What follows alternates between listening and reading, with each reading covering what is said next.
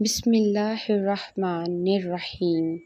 تمام تعریفیں اللہ کے لیے جو نیک لوگوں کا ولی ہے۔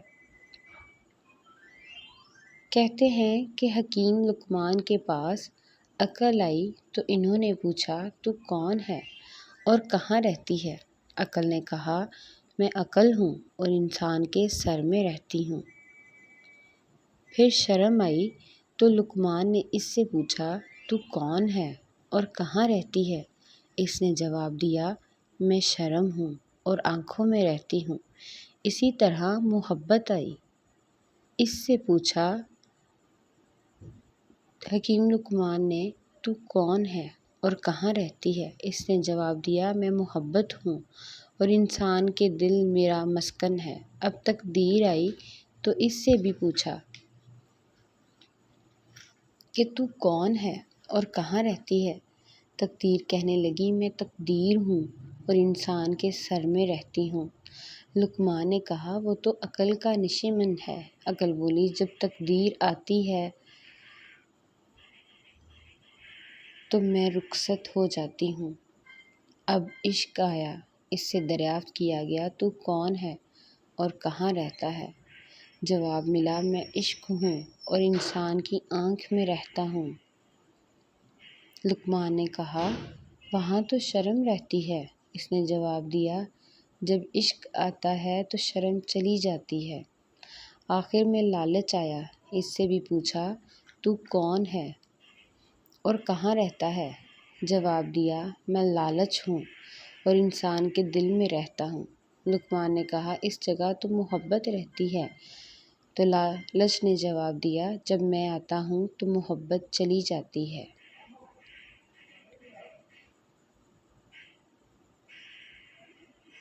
حکیم لقمان کی اپنے بیٹے کو نصیحت۔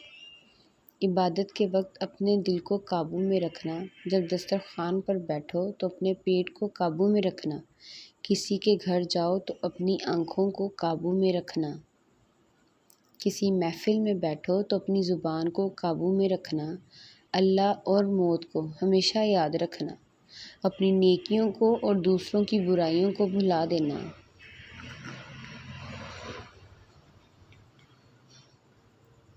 دولت تقسیم کی جائے تو کم ہوتی ہے، علم بانٹا جائے تو بڑھ جاتا ہے۔ بچپن کا علم پتھر کی لکیر ہوتا ہے۔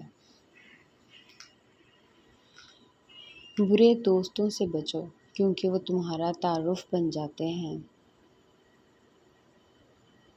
انسان کو سب سے زیادہ تکلیف تب ملتی ہے جب وہ غلط انسان سے اپنی زندگی کی ساری صحیح امیدیں جوڑ لیتا ہے۔ عقل مند کو اپنے گھر میں بچے کی طرح اور اپنی قوم میں مرد کی طرح رہنا چاہیے۔ جس نعمت میں شکر ہے اس کو زوال نہیں اور جس نعمت میں کفران ہے اس کو بقا نہیں ہے۔ نفس کی درستگی میں مصروف رہو، اس سے صفات بد کی بجائے صفات نیک پیدا ہوں گی۔ عورتوں اور بچوں سے راز نہ کہو اور کسی چیز میں طمع اور لالچ مت کرو۔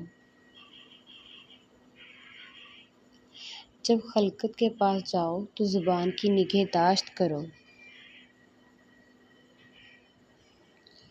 مصائب سے مت گھبراؤ کیونکہ ستارے ہمیشہ اندھیرے میں ہی چمکتے ہیں۔ حکمت اور دانائی مفلس کو بادشاہ بنا دیتی ہے۔ جو بات دشمن سے پوشیدہ رکھنا چاہتے ہو وہ بات دوست سے بھی پوشیدہ رکھو، ہو سکتا ہے کبھی وہ تمہارا دشمن ہو جائے۔ وقت کی اگر قیمت ہے تو وہ اس کا صحیح استعمال ہے۔ جدوجہد نہ کرنا محتاجی کا باعث ہے اور محتاجی دین کو تنگ، عقل کو ضعیف اور مروت کو زائل کر دیتی ہے۔ جہاں تک ہو سکے لوگوں سے دور رہو، تاکہ تیرا دل سلامت اور نفس پاکیزہ رہے۔ خدا کی معرفت حاصل کرو اور اسے اچھی طرح پہچانو۔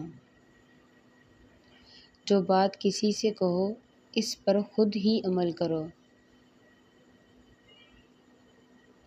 موقع سے بولو اور مناسب گفتگو کے لیے لب کشائی کرو۔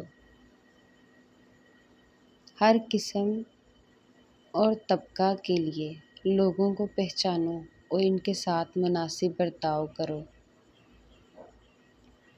دوستوں کا امتحان فائدہ اور نقصان دونوں حالتوں میں کرو۔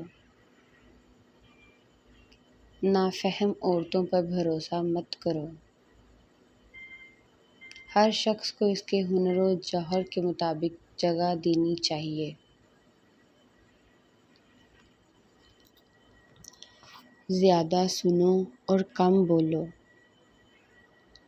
موت کو ہر وقت پیش نظر رکھو اور مصائب دنیا کو سہل خیال کرو۔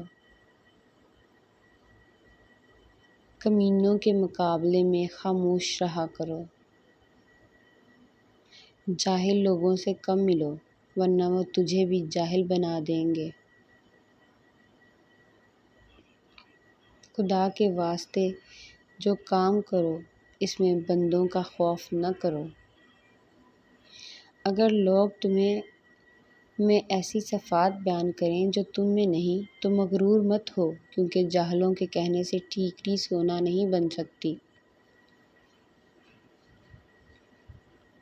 جس طرح بارش خشک زمین کو زندہ کرتی ہے، اسی طرح صحبت علماء سے دل زندہ ہوتا ہے۔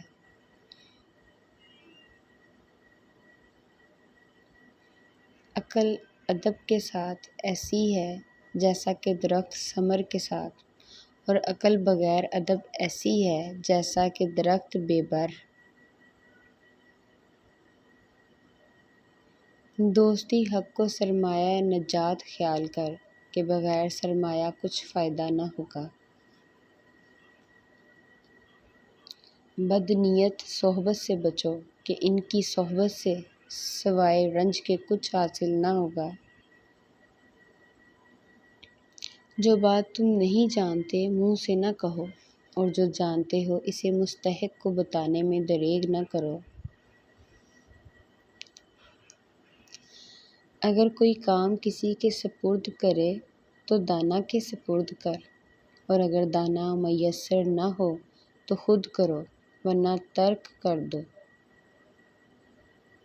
بیوقوفوں سے دوستی مت کرو کیونکہ یہ مشکل وقت میں تیری مشکلات میں اضافہ کر دیں گے۔